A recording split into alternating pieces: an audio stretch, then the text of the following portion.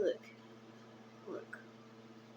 I know that friends are supposed to like tell you that move thumb, get out the way. Okay, so here it is. It's time for my favorite episode of all time, Supernatural, season 12, episode 12. The episode is called "Stuck in the Middle with You," which is also a pretty great song by Steelers Wheel. You should check it out sometime. It's groovy. Alright, speaking of music, this episode has some good tunes in it. Now, it starts out, just think of Reservoir Dogs when you think of this episode and how it's set up. Um, there's even a scene where they're walking together like that to the music, and it's pretty fire. All right, so Mary, Mother Mary, uh, Mary Winchester, has been working with the British men of letters without telling the boys about it. They would have questions. They would get pissed about it because they're pissed at the British men of letters because at the very beginning of the season, one of their agents kind of kidnapped Sam and tortured him.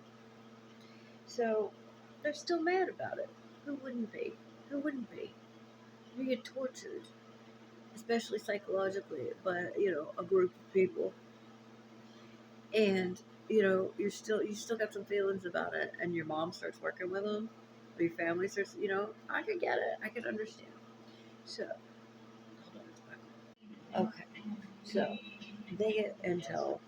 She gets intel from the British men of letters that there is a demon with an artifact that they want handled. So she knows that Sam and Dean, she needs their help, but she knows that they won't do it unless, of course, she lies to them. So nobody tried to change the settings. What are you doing? So so she gets her buddy Wally. He's a hunter too. She gets him to help, and she figures that if he's involved, then Sam and Dean won't ask as many questions about what's going on, and won't find out that she's working with the men of letters for this one.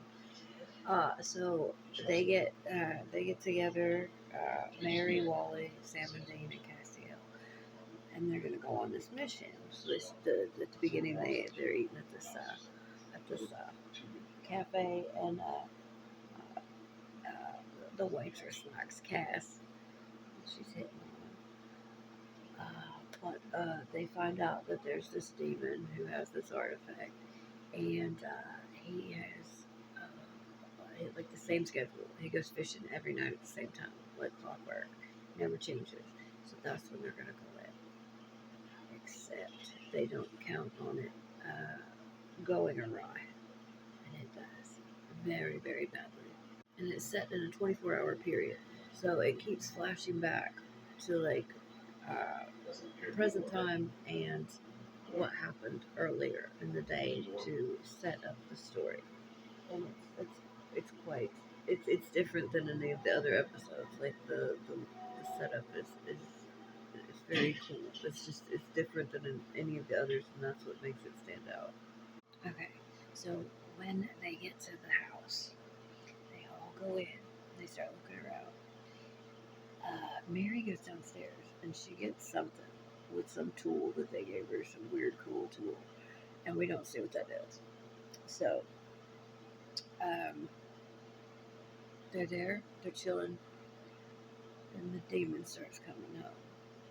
And he's creepy and he's whistling, and then all these other demons just bust out of nowhere, and they just have to fight all of them. And everybody is getting their ass kicked because it was like an ambush. They weren't expecting it, and Wally gets killed. And the demon has some sort of weird spear, and he stabs Cass with it right before Mary hits him with the car because he was like unstoppable. They tried shooting him, they tried all kinds of stuff, they couldn't. And when Mary sees his eyes, she sees that he's got yellow eyes. Now, they haven't fought a demon with yellow eyes since the second season, and they're pretty alarmed by it because they thought that, what's his name? Yellow Eyes. Hold on. They haven't fought a yellow eyed demon since Azazel. Okay. So they're alarmed. And Cass is real hurt, and usually he can heal himself. He's an angel. Usually nothing bothers him, but whatever he got stabbed with absolutely hurt him. And nobody knows what the fuck's going on. And then all of a sudden, out of nowhere, Crowley's ass appears. And he just says,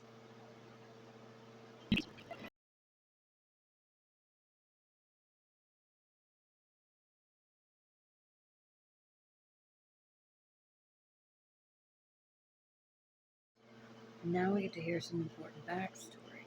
Alright? So, here's the deal. Crowley used to be a crossroads demon. You know, a crossroads demon. You meet the demon at the crossroads, bury shit, and you make a wish, and this demon grants your wish, but it's usually a cost, and it's probably your soul. Well, that's what Crowley used to do. But he also dabbled in a little, antiquing, and there was one of the four princes of hell. Another four princes of hell are Azazel, Ramiel, who's the one in this episode, Dagon, and Asmodeus. Now, Crowley goes to visit Ramiel. Ramiel is just a fishing dude. He's just a fishing demon. He likes to go fishing. He likes to collect artifacts and whatnot, and just chill. You know, the spiritual warfare between heaven and hell. It's been a lot on everybody. It's been a lot on everyone. So he just wanted a quiet life in the country. Now, but he also likes to collect, artifacts. Well, Crowley brings some of these artifacts. One of them is the Lance of Michael.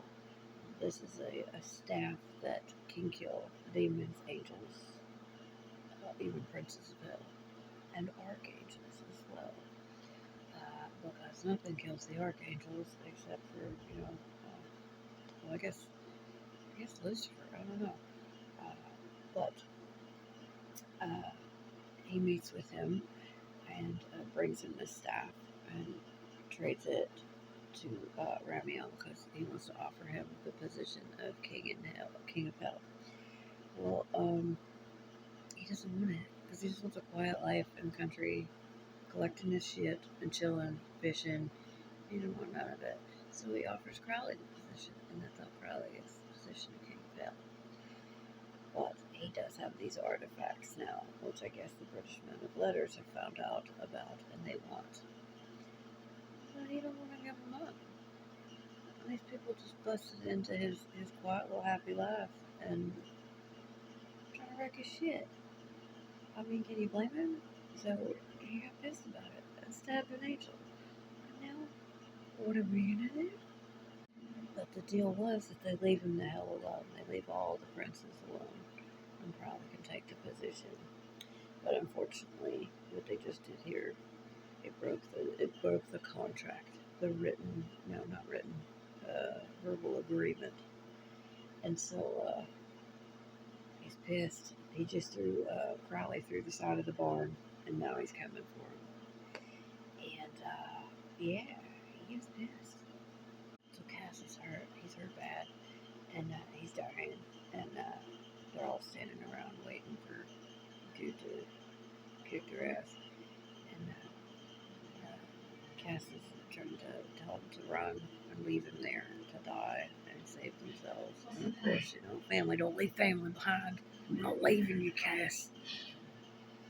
So they get ready to fight with everything they've got, all the tools, weapons, but this guy is different. This guy got they trapped him in a ring of fire. But I just don't know. It only works with like other angels. And your friend was trespassing.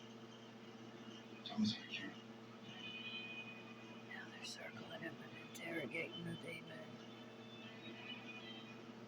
That was the pure. You knew who you were. I don't care. I like this demon. He's kind of I chill. don't care who you He's like, I don't give a shit. Just leave me alone. I don't want to fight. I just want to fish, man. Just want to go fishing. What the fuck?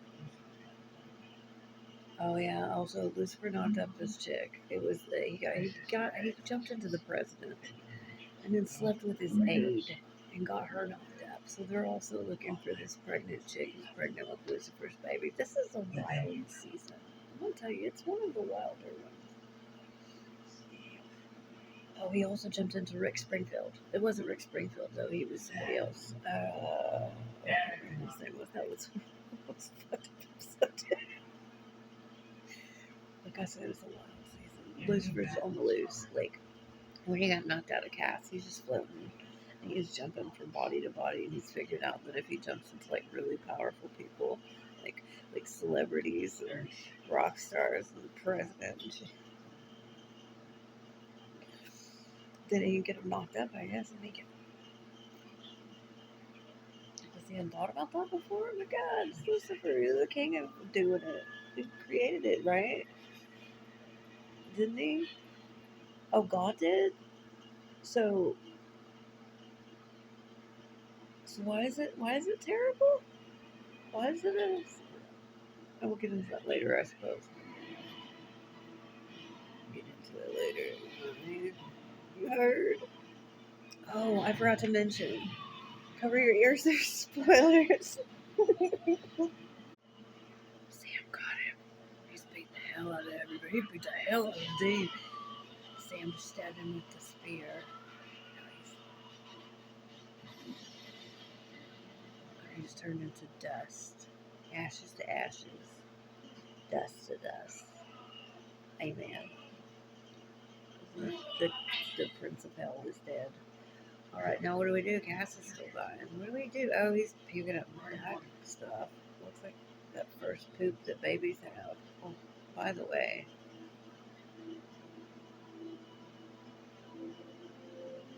Oh.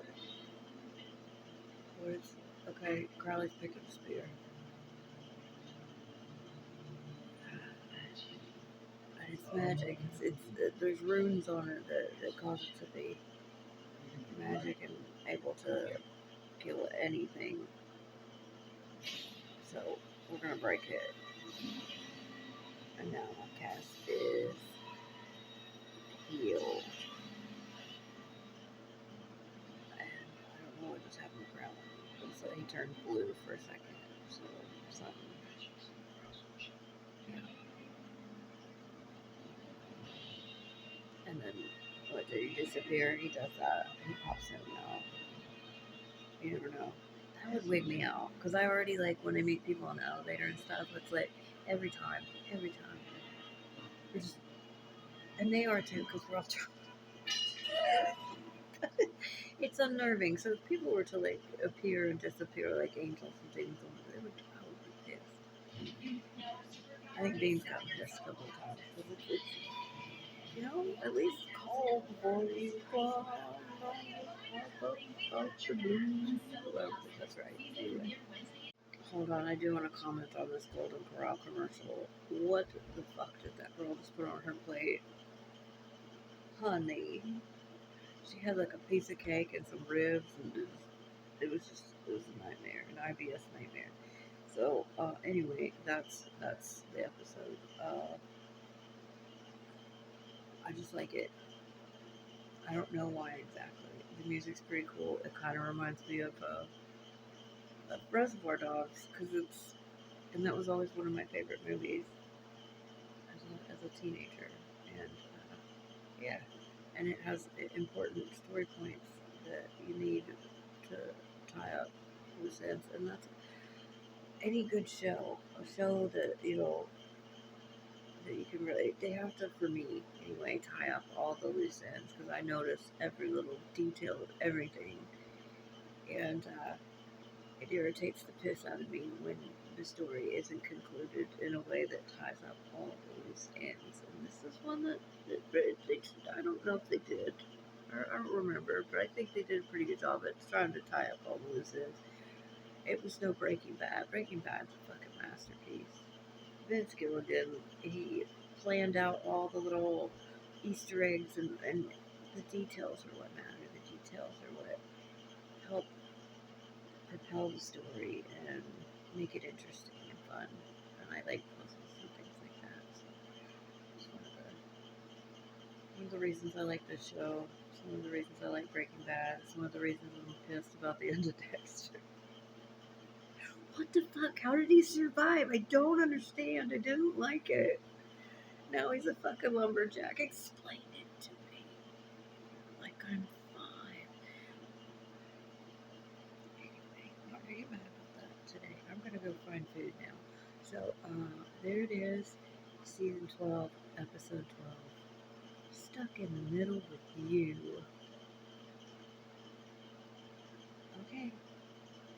Love you. Have a great day. Bye bye. P.S. We also meet Catch in this episode. Anything like that happens again, anything, and I will burn you down. And they find out, they haven't found out yet that Mary is working for them. But she just confronted them and bitched them out for putting them in that kind of danger without fair warning or understanding of why what happened had happened. You made a mistake. And they apologize. But do they fix the problem? I'm sorry. Find out next time.